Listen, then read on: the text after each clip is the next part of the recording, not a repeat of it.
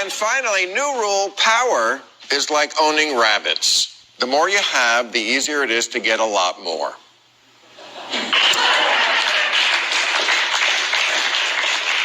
That's actually not a new rule. It's a rule as old as time, and it was my theme in this space 2 years ago when another Supreme Court vacancy was in the news. And that theme, that power begets power, should be on everyone's mind right now. The idea that when you lose power, you've not only lost that fight, you made it harder to win the next one. That's how power works. When Democrats lose elections, they lose the ability to appoint judges. Trump has appointed a quarter of the entire federal bench, and unlike his wives, that's for life. In Florida, the people voted to restore it because Trump appointed 5 of the 6 appeals judges who found a way to undo that. And as is so often the case, make it harder for Democrats to vote, which means more Republican senators who appoint more conservative judges. Power is a perpetuating cycle, like when Terminators build more robots.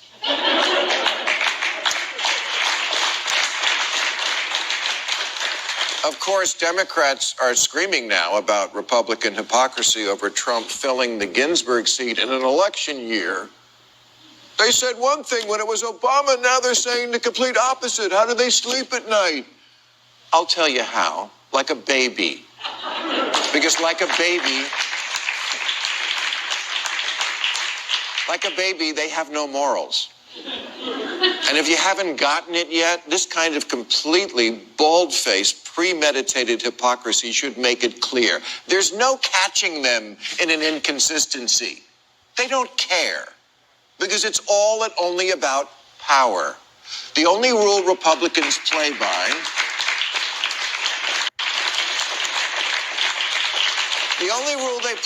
is the people who win make the rules.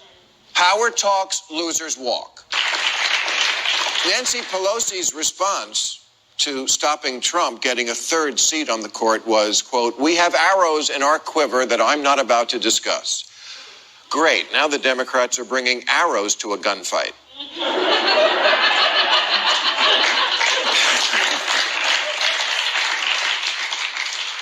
But I don't think we have any arrows in our quiver. I think our quiver is bare. They have the power, and they're going to use it to make a court with 6 conservatives. And when the 2020 election winds up in the lap of that court, as they're practically already promising it will, guess who wins? We can't stop them from getting the court seat, which means we can't stop them from picking the election winner. It's like being in an arm wrestling contest. You can come back from here. It's almost impossible to come back from here.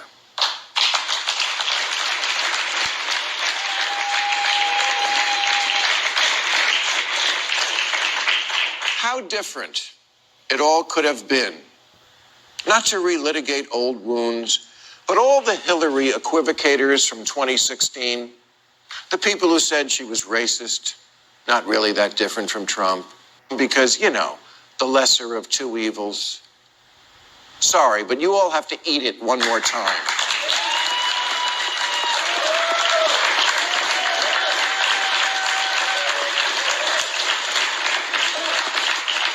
Because, oh, how I would love me some of that Hillary evil right now.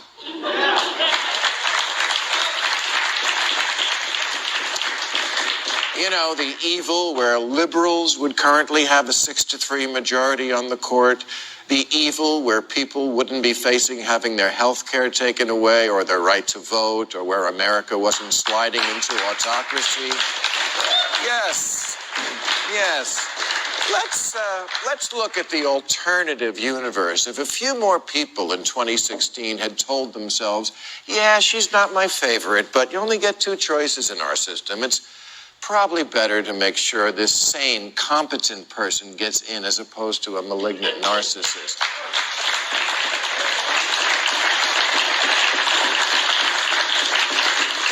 In that universe, we're still in the Paris Climate Accord, and Iran's nuclear program is still frozen, and maybe so is Greenland.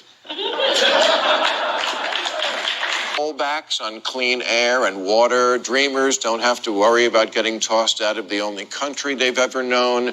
William Barr is just a right-wing crank self-publishing a book on our moral decline. And Brett Kavanaugh is drinking from home.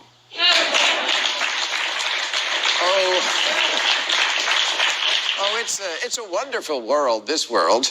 People hearing the words P-tape only think of R. Kelly.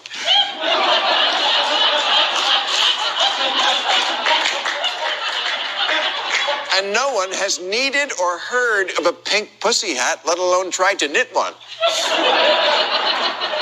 And look, no nation as fundamentally unhealthy as this one could escape a pandemic unscathed, but I think Hillary would have done a little better than let them drink bleach.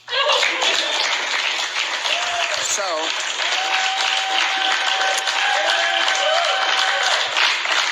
the Supreme Court hears oral arguments to overturn Obamacare on November 10th. Once this new justice is seated, Obamacare is likely gone.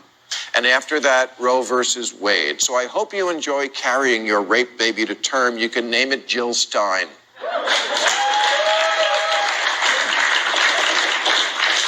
I have serious doubts they'll ever let him take office, but giving him a vote total so huge it will be hard to ignore is the very last Hail Mary pass we have.